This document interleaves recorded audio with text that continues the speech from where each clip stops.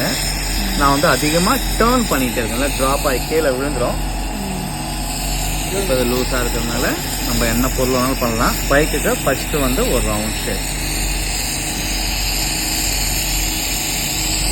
Complete ஆகிடுச்சு. மறுபடியும் இந்த சைடு